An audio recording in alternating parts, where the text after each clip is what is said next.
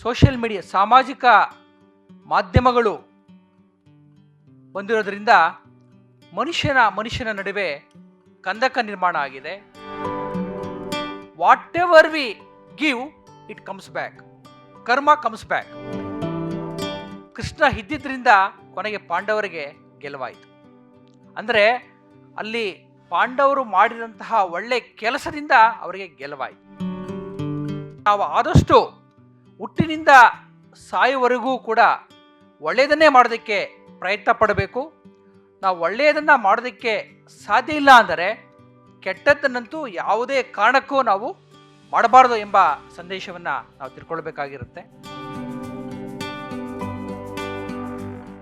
ಸಮಾಜದಲ್ಲಿ ಶಾಂತಿ ಹಾಗೂ ಸಂತೋಷವನ್ನು ಹೆಚ್ಚಿಸುವ ಧ್ಯೇಯ ಹೊಂದಿರುವ ಆರ್ಟ್ ಆಫ್ ಗಿವಿಂಗ್ನ 13ನೇ ವಾರ್ಷಿಕೋತ್ಸವವು ಬೆಂಗಳೂರಿನ ಗಾಂಧಿ ಭವನದಲ್ಲಿ ದಿನಾಂಕ 17 ಮೇ 2026ರಂದು ವಿಜೃಂಭಣೆಯಿಂದ ಜರುಗಿತು. ಸಮಾಜದಲ್ಲಿ ಪರೋಪಕಾರ, ಪ್ರೀತಿ, ಕರುಣೆ, ದಯೆ ಎನ್ನುವುದು ಕಡಿಮೆ ಆಗಿದೆ.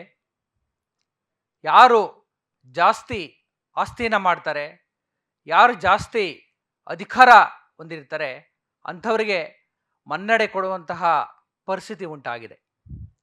ಇಂಥ ಸ್ಥಿತ್ಯಂತರ ವಿಪ್ಲವ ಪರಿಸ್ಥಿತಿಯಲ್ಲಿ ಸಮಾಜಕ್ಕೆ ಒಂದು ಒಳ್ಳೆಯದನ್ನು ಮಾಡಬೇಕು, ಒಂದು ಒಳ್ಳೆಯ ಸಂದೇಶವನ್ನು ಕೊಡಬೇಕು ಎಂಬ ಬಹಳ ದೂರದೃಷ್ಟಿಯಿಂದ ಅಚ್ಯುತ ಸಮಂತರವರು 2013 ಮೇ 17ನೇ ತಾರೀಕು ಈ ಹಾರ್ಟ್ ಆಫ್ ಗಿವಿಂಗ್ ಎನ್ನುವಂತಹ ಪರಿಕಲ್ಪನೆಯನ್ನು ತಂದು ಸಮಾಜಕ್ಕೆ ಪ್ರತಿಯೊಬ್ಬ ನಾಗರಿಕನು ಕೂಡ ತನ್ನದಾದಂತಹ ಒಂದು ಸಣ್ಣ ಕೊಡುಗೆಯನ್ನು ನೀಡಿದರೆ ಸಮಾಜದಲ್ಲಿ ಒಂದು ಅರ್ಥಪೂರ್ಣವಾದಂತಹ ಮತ್ತು ಸಕಾರಾತ್ಮಕತೆಯಿಂದ ಕೂಡಿದಂತಹ ಬದಲಾವಣೆ ತರೋದಕ್ಕೆ ಸಾಧ್ಯ ಇದೆ ಎಂಬ ದೃಷ್ಟಿಯಿಂದ ಈ ಮಾಡಿರುವಂತಹ ಕಾರ್ಯಕ್ರಮ ನಿಜವಾಗ್ಲೂ ಅನುಕರಣೀಯ ಮತ್ತು ಕ್ರಾಂತಿಕಾರಕ ಅಂತಲೇ ಹೇಳ್ಬೋದಾಗಿರುತ್ತೆ. ಆತ್ಮೀಯರೇ, ಮನುಷ್ಯನಾದವನು ಗುಹೆಯಲ್ಲಿ ವಾಸ್ತಾ ಇದ್ದ. ನಾಗರಿಕತೆ ಬೆಳೆದ ಹಾಗೆಲ್ಲ ನಾಗರಿಕನಾಗಿ ಈಗ ಚಂದ್ರನ ಹತ್ತಿರ, ಮಂಗಳ ಗ್ರಹದ ಹತ್ತಿರ ಹೋಗೋದನ್ನು ಕಲ್ತಿದ್ದಾನೆ. ಆದರೆ ತನಗೆ ಮೂಲಭೂತವಾಗಿ ಬೇಕಾಗಿರುವಂತಹ ವಿಷಯಗಳನ್ನು ನೆಗ್ಲೆಕ್ಟ್ ಮಾಡ್ತಾ ಇರೋದು, ಗಣನೆಗೆ ತೆಗೆದುಕೊಳ್ಳದೇ ಇರುವುದು ಬಹಳ ವಿಪರ್ಯಾಸ ಅಂತಲೇ ಹೇಳ್ಬೋದಾಗಿರುತ್ತೆ. ಅದರಲ್ಲೂ 21ನೇ ಶತಮಾನದಲ್ಲಿ ಈ ಸೋಷಿಯಲ್ ಮೀಡಿಯಾ ಸಾಮಾಜಿಕ ಮಾಧ್ಯಮಗಳು ಬಂದಿರೋದ್ರಿಂದ ಮನುಷ್ಯನ ನಡುವೆ ಕಂದಕ ನಿರ್ಮಾಣ ಆಗಿದೆ. ತನ್ನ ಸುತ್ತಲೂ ಒಂದು ಚೌಕಟ್ಟಿನ ವಾತಾವರಣವನ್ನು ನಿರ್ಮಾಣ ಮಾಡಿಕೊಂಡು ಒಂದು ಸಂಘರ್ಷಕ್ಕೆ, ಒಂದು ತಲ್ಲಣಕ್ಕೆ, ಒಂದು ಜಂಜಾಟಕ್ಕೆ ತುತ್ತಾಗ್ತಾ ಇದ್ದಾನೆ. ನಾವು ಮಹಾಭಾರತದಲ್ಲಿ ನೋಡ್ಬೋದಾಗಿರುತ್ತೆ, ಪಾಂಡವರು ಸಾತ್ವಿಕರಾಗಿರ್ತಾರೆ, ಅವರು ಕರುಣಾಮಯಿಗಳಾಗಿರ್ತಾರೆ. ಆದರೆ ಕೌರವರು ಸ್ವಾರ್ಥಿ, ಲೋಭದಿಂದ ತೊಡಗಿರ್ತಾರೆ. ಇವರ ಮಧ್ಯೆ ಸಂಧಾನ ಮಾಡಬೇಕಾದ್ರೆ ಶ್ರೀಕೃಷ್ಣ ಪರಮಾತ್ಮ 5 ಗ್ರಾಮಗಳನ್ನು ಕೊಟ್ಟು ನೀವು ಯುದ್ಧವನ್ನು ನಿಲ್ಲಿಸಿ ಅಂತ ಹೇಳ್ತಾನೆ. ಆದರೆ ಸ್ವಾರ್ಥ, ಲೋಭದಿಂದ ದುರ್ಯೋಧನ ಒಪ್ಪೋದಿಲ್ಲ. ಸೊ ಆ ಸಂದರ್ಭದಲ್ಲಿ ನಾವು ಒಂದನ್ನು ಮನದಟ್ಟು ಮಾಡ್ಕೊಳ್ಬೇಕಾಗಿರುತ್ತೆ. ಕೃಷ್ಣ ಇದ್ದಿದ್ರಿಂದ ಕೊನೆಗೆ ಪಾಂಡವರಿಗೆ ಗೆಲುವಾಯಿತು. ಅಂದರೆ ಅಲ್ಲಿ ಪಾಂಡವರು ಮಾಡಿದಂತಹ ಒಳ್ಳೆ ಕೆಲಸದಿಂದ ಅವರಿಗೆ ಗೆಲುವಾಯಿತು.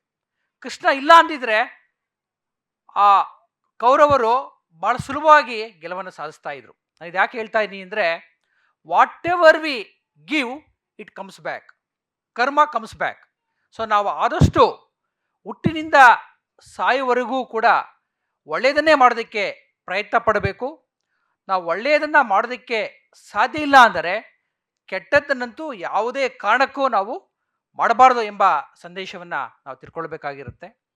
ಹಾಗೆ ನಮ್ಮ ಕರ್ನಾಟಕದಲ್ಲಿ 12ನೇ ಶತಮಾನದಲ್ಲಿ ಬಂದಂತಹ ಬಸವಾದಿ ಶರಣರು ಅನುಭವ ಮಂಟಪದ ಮುಖಾಂತರ ಸಮಾಜವನ್ನು ಒಂದು ಉತ್ತಮ ಮಾರ್ಗದರ್ಶನವನ್ನು ನೀಡಿ ಒಂದು ಉತ್ತಮ ಸಮಾಜ ನಿರ್ಮಾಣ ಮಾಡಲು ಪ್ರಯತ್ನ ಪಡ್ತಾರೆ. ಅಲ್ಲಿ ಒಂದು ಮಾತು ಬರುತ್ತೆ, ಕಾಗೆ ಒಂದು ಅಗಳು ಅನ್ನವನ್ನ ಕಂಡ್ರೆ ಕಾಕಾ ಎಂದು ತನ್ನ ಎಲ್ಲ ಸಹೋದರನ್ನ ಕರೆಯುವುದಿಲ್ಲವೇ ಅಂತ.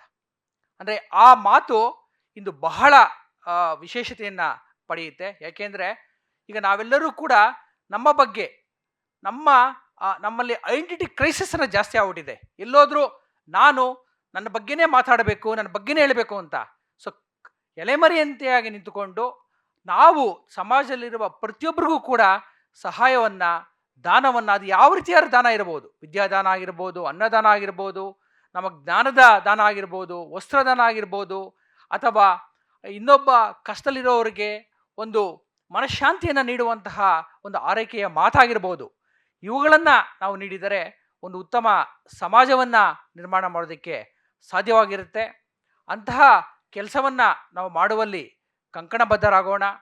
ಇಂತಹ ಕ್ರಾಂತಿಕಾರಕ, ಹೃದಯ ಸ್ಪರ್ಶಿ, ಸರ್ವಸ್ಪರ್ಶಿ ಕಾರ್ಯಕ್ರಮದ ಮುಖಾಂತರ ನಾವೆಲ್ಲರೂ ಉತ್ತಮ ಸಮಾಜವನ್ನು ನಿರ್ಮಾಣ ಮಾಡೋದಕ್ಕೆ ಸಾಧ್ಯ ಆಗುತ್ತೆ ಅಂತ ಹೇಳಿ, ಹೇಗೆ ಒಂದು ಮಳೆ ನೀರು ಮೋಡಗಳಿಂದ ಬಿದ್ದು ಅದು ಸಮುದ್ರಕ್ಕೆ ಹರಿಯುವ ಮುಂಚಿತವಾಗಿ ತನ್ನ ಸುತ್ತಮುತ್ತಲಿನ ವಾತಾವರಣವನ್ನು ಹಚ್ಚ ಹಸಿರಾಗಿಸಿ ನಿತ್ಯ ನೂತನಗೊಳಿಸುತ್ತೆ, ಆ ರೀತಿ ನಾವು ಹುಟ್ಟಿನಿಂದ ಸಾವಿನವರೆಗೂ ಕೂಡ ಒಂದಲ್ಲ ಒಂದು ರೀತಿಯಾದಂತಹ ಒಳ್ಳೆ ಕೆಲಸ ಮಾಡಲು ನಾವು ಕಂಕಣಬದ್ಧರಾಗೋಣ ಅಂತ ಹೇಳಿ ನನ್ನ ಎರಡು ಮಾತನ್ನು ಮುಗಿಸ್ತಾ ಇದ್ದೇನೆ. ಜೈ ಹಿಂದ್, ಜೈ ಕರ್ನಾಟಕ.